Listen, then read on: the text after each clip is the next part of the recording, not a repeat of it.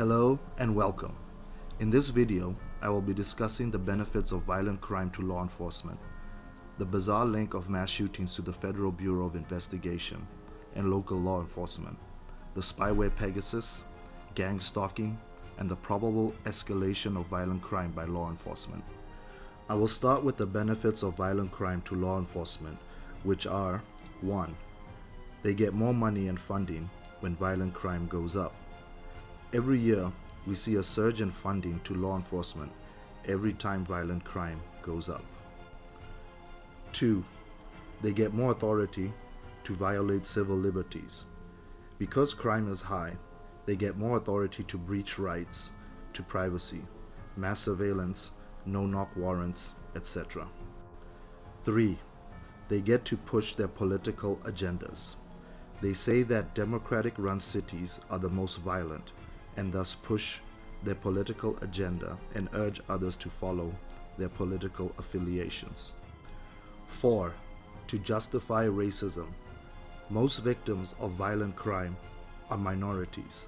This is then used to paint minorities as criminals, especially the African American community. Now, when it comes to the most violent crimes, which are mass shootings around the United States of America, a pattern has emerged where a large amount of these shooters had prior encounters with law enforcement in the past. These shooters could be classified as targeted individuals by the Federal Bureau of Investigation and local law enforcement. Ahmad Alissa claimed to be a targeted individual. He had a prior run-in with law enforcement for misdemeanor assault. He later stated he was being watched, had his electronic devices hacked, and put duct tape over his camera. According to CNN, the FBI admitted to having him under surveillance or investigation. He was not paranoid. He really was under surveillance by the Federal Bureau of Investigation. Brandon Scott Hall also had prior run-ins with law enforcement. He was questioned by FBI agents. He would later say he wanted to commit suicide by cop. Why suicide by cop? Brandon Scott Hall was under surveillance by the Federal Bureau of Investigation at some point. According to Andre Bing's workmates, he did not like social media, claimed the government was watching him, and kept black tape on his phone camera, just like Ahmad Alissa did. He did not like being recorded and was always scared that the government was listening. A former FBI agent was under investigation for whether he knew Peyton Gendron was going to murder African Americans at the Buffalo supermarket. When we look at these mass shootings, we ask ourselves who benefits the most from them? Who is going to get more money, more surveillance equipment, more authority to invade your privacy?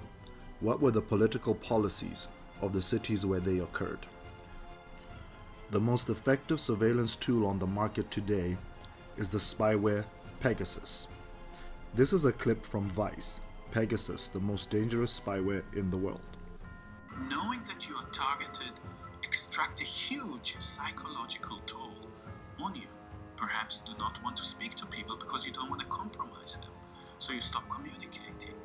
Pegasus cuts the network of practice that confronts state crimes.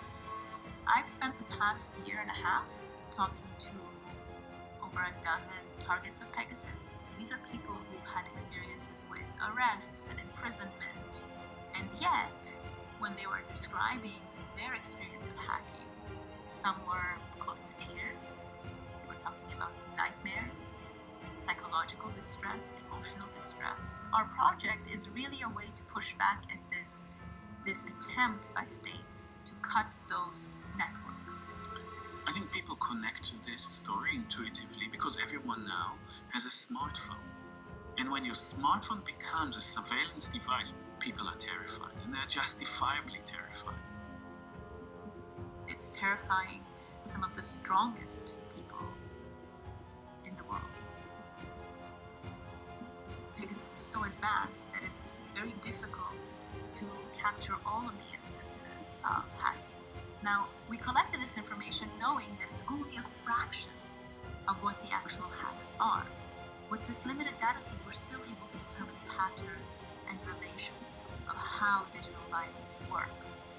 And in determining patterns and relations, you're also able to tell a story.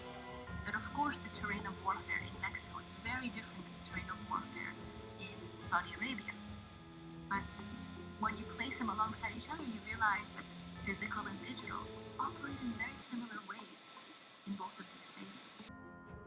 Along with the effects listed in this video, there are many more psychological, physical, economic, and social effects of gang stalking.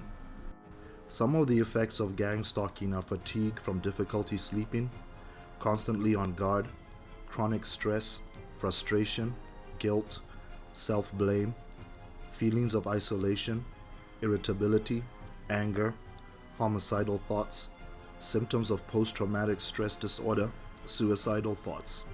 These are just some of the effects of gang stalking. Now imagine this being done by the most powerful agencies in America, with their bottomless pits of money, surveillance equipment, and software. A well-funded investigation into the Federal Bureau of Investigation and local law enforcement where these mass murders have taken place will reveal more evidence of these agencies being the cause of these mass shootings. These incidents are the incidents that made headlines and the ones that are the most obvious to see. What about the incidents that do not get national attention? Which demographic would be the most targeted by these methods? Which race of people have a history of being targeted by law enforcement and the FBI? Slavery, the introduction of cocaine and crack in Los Angeles. The Tuskegee experiments. Who is having the biggest problems with violent crime in their communities? Who are the biggest victims of violent crime? Who is benefiting the most from violent crime? Who is getting more money, getting more authority to violate civil liberties? Who is saying democratic cities are the most violent?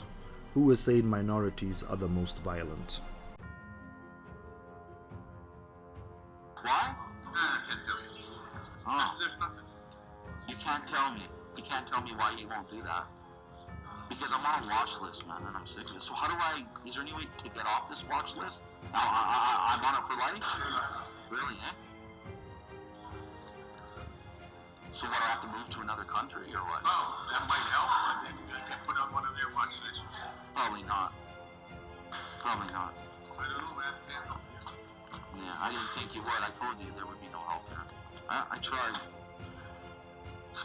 I'm gonna tell you, you guys aren't gonna make a statistic out of me. Okay? I'll tell you that right now. I'm gonna be real calm about it.